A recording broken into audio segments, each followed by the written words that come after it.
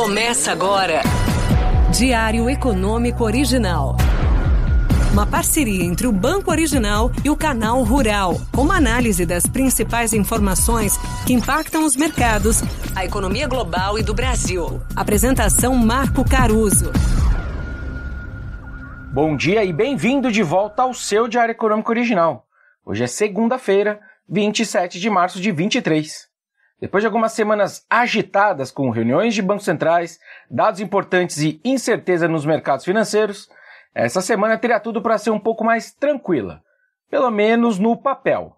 A questão bancária continua sendo o principal fator dos mercados internacionais, mas vale destacar que nos Estados Unidos existem alguns sinais iniciais de que as ações do governo para estabilizar a situação começou a dar algum resultado. Bom, pelo menos na semana passada, o índice KBW, que monitora as ações desses bancos regionais americanos, ficou praticamente estável depois de 2 semanas de fortes quedas consecutivas. No mês, obviamente, esse índice ainda registra queda de pouco mais de 20%.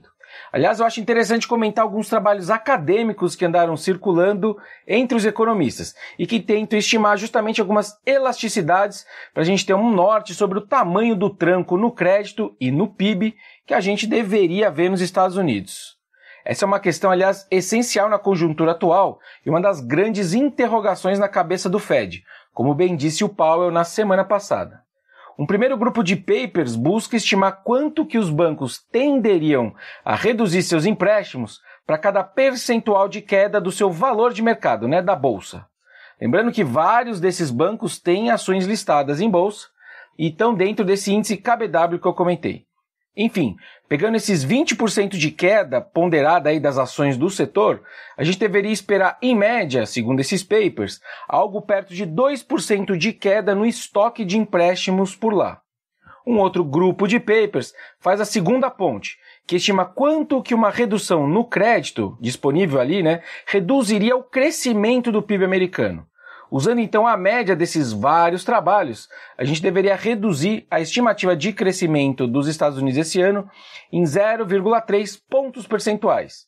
É um bom impacto, vamos falar a verdade, mas longe de um desastre, pelo menos por enquanto. Obviamente a gente tem que ter todo o cuidado, porque aqui eu estou pegando a média de um monte de trabalho acadêmico. Bom, só para terminar o cenário externo, eu vou ficar de olho em outros 2 assuntos aí ao longo dos próximos dias. Nos dados de inflação nos Estados Unidos e na Europa e a velocidade de melhora, ou não, da atividade chinesa. De modo geral, a inflação cheia nas 2 reuniões deveriam continuar cedendo, melhorando. Mas não deveria ser o caso no caso dos núcleos, já que no caso americano ele deve ficar ali parado em 4,7% ao ano e no caso europeu eles vão chegar a renovar máximas em 5,7%. Sobre a China, aquele desencontro entre indústria e serviços deve continuar acontecendo.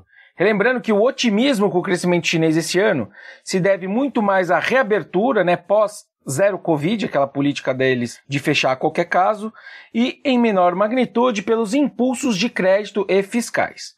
Ou seja, vai ser um crescimento desigual, o que ajuda serviços a terem um bom desempenho, mas não garante que a indústria se dê tão bem.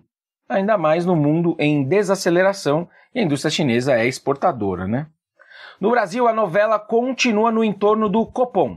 Amanhã sai a ata dessa última reunião e na quinta o relatório trimestral de inflação.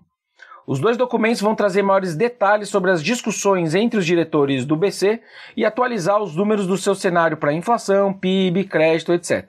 Eu vou prestar especial atenção nas considerações feitas sobre os riscos vindos desse ambiente externo e sobre as suas considerações sobre as condições de oferta de crédito doméstico.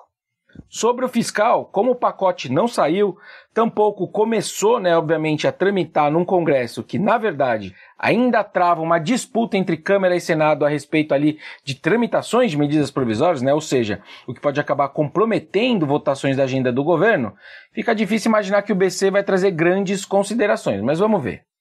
Aliás, e por falar no crédito doméstico, 2 eventos valem ficar de olho aí esses dias.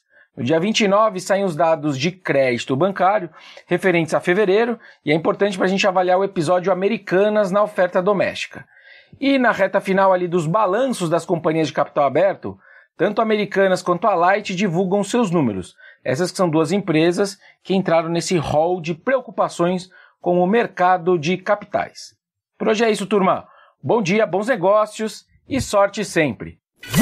Você ouviu Diário Econômico Original, uma parceria entre o Banco Original e o Canal Rural, com uma análise das principais informações que impactam os mercados, a economia global e do Brasil. De segunda a sexta, às 6 da manhã, no Spotify e YouTube.